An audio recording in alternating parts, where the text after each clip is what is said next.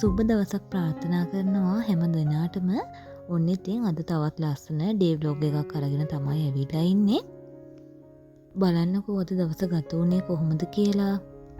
උදේ ලස්සනට එළිය වැටෙන හැටි බලන්නකෝ. මම මේ වීඩියෝ එක ගත්තේ උදේ 6ට විතර. කලින් දවසේ නම් හොඳටම වැස්සා. අදත් වහින පාටක් තමයි තියෙන්නේ, වෙහි වලාකුළු තියෙනවා.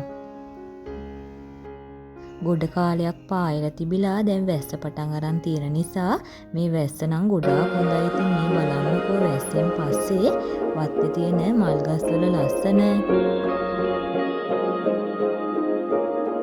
तू जाने ना पिया ये जन्मों के नाते खुदा ने पहले से जोड़े हैं सबके धागे मिलना ही था मुझे तुझसे यूं आके है जीना मरना तुझे अपना बना के समझ के क्यों ना समझ तू सका ये रिश्ता गहरा है तभी तू अपना लागे तू जाने ना पिया ये जन्मों के नाते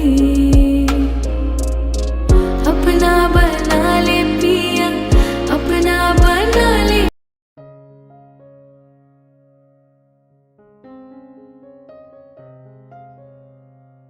අද ඉතින් නිවාඩු දවසක්නේ. උදේම නම් නැගිටින්නේ නැහැ. ටිකක් දවල් වුණා නැගිටිනකොට. ඉතින් තාම නම් උදේට මොකුත් හදාගත්තේ නැහැ. රිදි ටිකත් මේ විදියට හේදෙන්න දාලම ගිහිල්ලා උයා ගන්න තමයි හදන්නේ.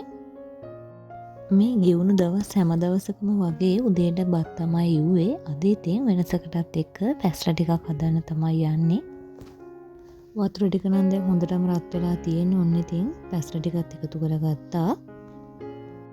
පැස්ටා ටික මේ විදිහට තැම්බෙන අතර වාරයේ මම මේකට ඕනි කරන එළවලු ටික කපා ගත්තා. ගෝවා, ලීක්ස් ටිකක් තියෙනවා. ඒ වගේම කැරට්, රට ලුණු චුට්ටකුත් තියෙනවා. ඒ වගේම තෙම්පරාදුවට ඕනි කරන සුදු ලුණු ටිකකුත් පොඩියට කපා ගත්තා.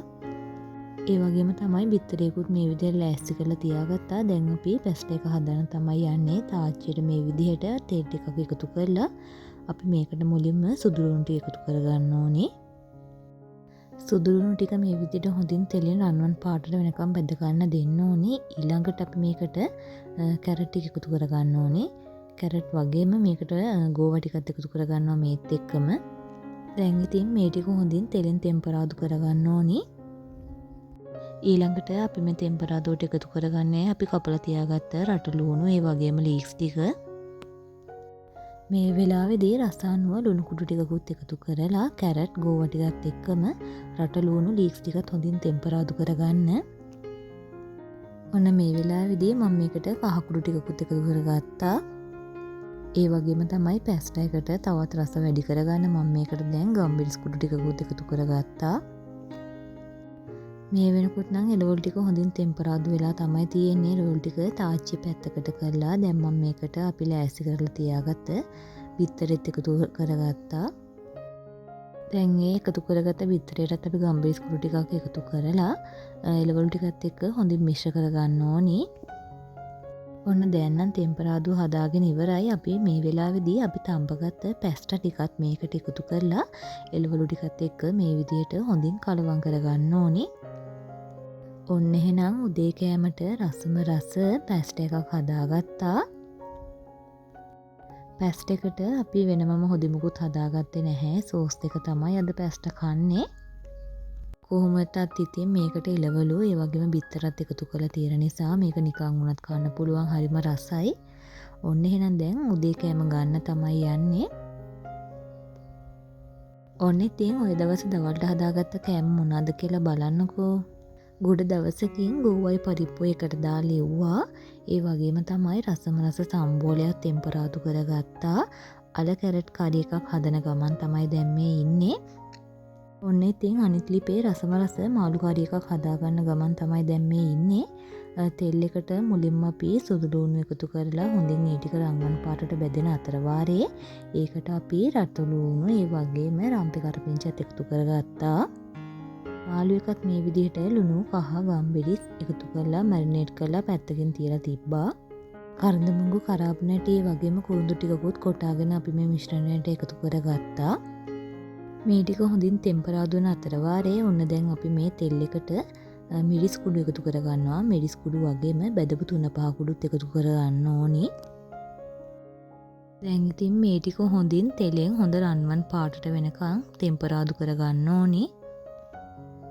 මාළු එක ලස්සන කළු පාටට එන්න නම් මේ විදිහට මිරිස් ටික වගේම බෙදපු 3-5 ටිකත් හොඳින් තෙලෙන් ටෙම්පරාදු වෙන්න ඕනි. ඊළඟට අපි මේකට කලින්ම මැරිනේට් කරලා තියාගත්ත මාළු ටිකත් එකතු කරගන්න ඕනි. මාළු ටිකත් මේ මිශ්‍රණයත් එක්ක හොඳින් කලවම් කරලා මේ තෙල් එකෙන්ම ටික වෙලාවක් තැම්බෙන්න දෙන්න ඕනි. මේ දැන් විනාඩි 5කට විතර පස්සේ දැන් නම් මාළු ටික හොඳින් තැම්බිලා තියෙන්නේ. දැන් අපි මේකට වතුර එකතු කරගන්නවා. මේකට පොල් ගෙඩි එකතු කරලා නෙමෙයි හදන්නේ, මිරිසට හදන්නේ. ඒ හින්දා ඔන්න දැන් මේකට මාළු ටික ටිකක් වැහෙන ප්‍රමාණයට වතුර ටිකක් එකතු කරගත්තා. ඊළඟට ඉතින් රස අනුව ලුණු එකතු කරගන්න තමයි තියෙන්නේ. ඔන්න ඉතින් මාළු කරි එක හදාගෙන ඉවරයි. මට මේකෙදි කියන්න ඕනි දැන් මේ මාළු කරි එකේ උකු ගතියක් පේනවනේ. මට ඒක වීඩියෝ එකකට නම් ගන්න අමතක වුණා. අපි මාළු යද්දී බෙදපු හාල් පිටි එකතු කරනවා. බෙදපු හාල් පිටි ටිකක් මේ විදිහට එකතු කරාම මේ විදිහට හොද්ද උකු ගතියෙන් තියෙනවා. ඔන්න එහෙනම් දැන් කෑම ටිකත් හදාගෙන ඉවරයි. දවල්ට කදපෝ රස කෑම වේලේ රස බලන්න තමයි හදන්නේ. එහෙනම් ඉතින් තවත් ලස්සන අලුත් දවසකින් ආයෙත් හමු වෙනකන් හැමෝටම සුබ දවසක්.